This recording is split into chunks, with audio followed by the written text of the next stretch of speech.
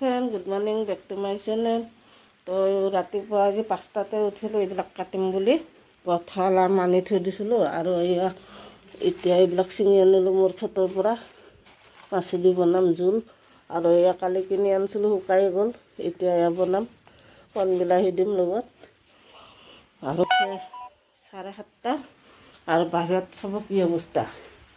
বাহিৰত অৱস্থা চাওক, এনেকৈ নোহোৱা কৰিছে বতৰটো, আন্ধাৰ পুৰা।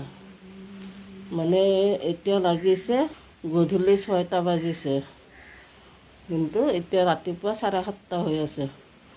আৰু বতৰটোৰ অৱস্থা চাই মোৰ এনেকুৱা লাগছে আজি নবনাওঁ চবনাওঁ শুই থাকোঁ আৰু এনেকুৱা লাগিছে। মানে এনেকুৱা ক'লা হৈছে, মানে পুৰা আন্ধাৰ হৈ গৈছে। ধুৰুম ধাৰাম কৰি আছে পুৰা। 7:30 বজাত তেনেকুৱা অৱস্থা হৈ গ'ল। তো এতিয়া ভাবিছোঁ শুয়ে থাকোঁ, নবনাওঁ আজি।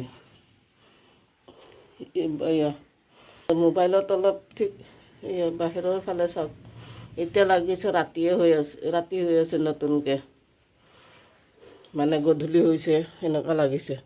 খিৰিকীখনো বন্ধ কৰি দিওঁ, বৰষুণ দিলে আৰু পূৰা পানী চানী সোমাব। এনেকুৱা আন্ধাৰ হৈ গ'ল মানে নক'ব। এতিয়া লাইট চাইটো গুচি যাব। বৰষুণ যেনেকুৱা বতৰ কৰিছে, বতাহ দিয়া নাই, বৰষুণ নাহিব আৰু। তো লাইট চাইট গুচি গ'লেতো হৈ গ'ল আৰু একোৱে কাম নহ'ব। কি কৰোঁ ভাবিয়ে পোৱা নাই। কাটি কুটি লওঁ আৰু ভিতৰতে বহি বহি, কিন্তু বাহিৰ এতিয়ালৈকে একো হোৱা নাই। মা বাহিৰত দেখিছে পুৰা আন্ধাৰ হৈ গ'ল। এনেকুৱা আন্ধাৰ প্ৰথম দেখিলোঁ মই নিজেই, কেতিয়াও মই এনেকুৱা আন্ধাৰ দেখা নাছিলোঁ। এনেকুৱা লাগিছে ৰাতি মানে গধূলি 7টা বাজিছে এনেকুৱা লাগিছে বাহিৰটো চাই। এতিয়া কি কৰোঁ, মোৰ মানে কিবা কিবিহে লাগছে চাই কিনে। এতিয়া কাটি লওঁ আৰু লাইটটো নোযোৱালৈকে, লাইট গ'লে শুই থাকিম। এতিয়া লাইটত গুচি গ'ল, চাৰ্জিং লাইটটো জ্বলি আছে মোৰ। আৰু বাহিৰটো দেখাই দিম, কি বতাহ ধুমুহা দিছে। এনেকুৱা বৰষুণ দিব আৰম্ভ কৰি দিওঁ, বতাহ।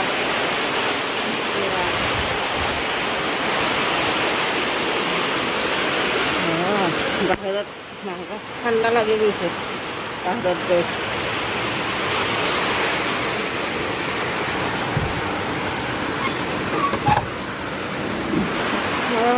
লাইট গুচি গ'ল, চব গুচি গ'ল, বৰষুণ একদম মানে বতাহ ধুমুহা। এতিয়া অলপ শুই থাকোঁ, ভাত চাত পিছত বনাম আৰু। অলপমান বৰষুণ দিয়াৰ পিছত মই অলপ শুলোঁ, কিন্তু টোপনি আৰু অহা নাই, এনেই মোবাইল চাই আছিলোঁ। তো এতিয়া চব্জি কাটিলোঁ, কিন্তু ভাবিছিলোঁ দিম বুলি, কিন্তু শুকায়ে গৈছে। সেইটো কাৰণে ভাবিলোঁ অলপ বেছি হ'ব। ইয়াতে মই কণ বিলাহীও দিছোঁ, আৰু এইখিনি একেবাৰে কাটিয়ে লওঁ। এইখিনি একেবাৰে কাটিয়ে লওঁ এতিয়া, পিছত আৰু হেৰি হ'ব। সেইটো কাৰণে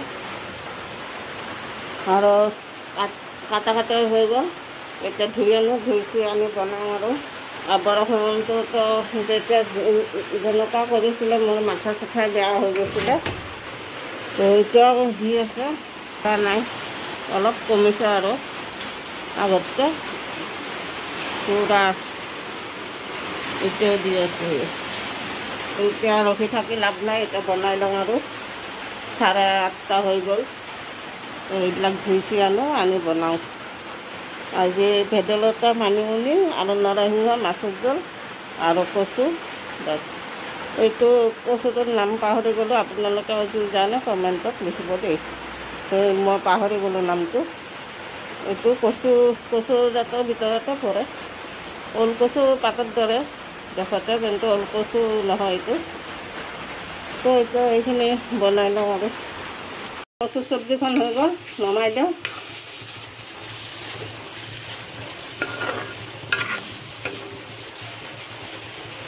আৰু এইফালে মানিমুনি পিচি থৈ দিছোঁ, এতিয়া মানিমুনিখিনি বনাওঁ। এতিয়াও দিয়ে আছে অলপ অলপ, এতিয়া এৰিছে 9:30 বাজিলে এতিয়া। তো এতিয়াও দিয়ে আছে অলপ অলপ, মানে কমিছে আগতকৈ, অলপ কমিলে। তো এতিয়া মানিমুনি আৰু নৰসিংহ আৰু ভেদাইলতা পিচি থৈ দিছোঁ। এতিয়া মাছৰ জোল বনাম। এইখিনি কেৰাহী বহাই দিছোঁ, এইখিনি বনালে হৈ গ'ল বনোৱা। আৰু বাচন চাচন মই আগতে নিলোঁ এইবিলাক। ৰুমটো ঝাৰু চাৰু মাৰি বিচনাখন উঠাব আছে, বিচনাখন উঠাওঁ। তাৰপিছত লাহে গা চা ধুই আৰু ওলাই গৈ থাকিম। এতিয়া অলপ কমিছে, পিছত আৰু জোৰকৈ দিব পাৰে। জোৰকৈ দিয়াৰ আগত ওলাই যাম। চব্জিখন চাই লওঁ, পূৰা উতলি গ'ল। এতিয়া মাছ দি দিম আৰু চব্জিখন।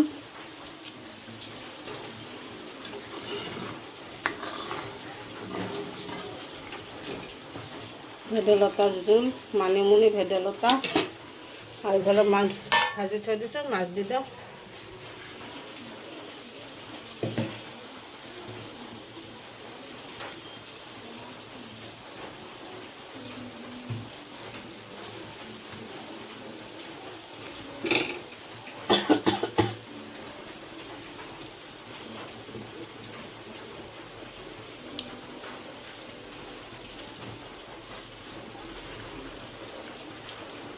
এইখিনি দিলোঁ আৰু এইখিনি থৈ দিছোঁ, মাথা আৰু লেচ এডাল।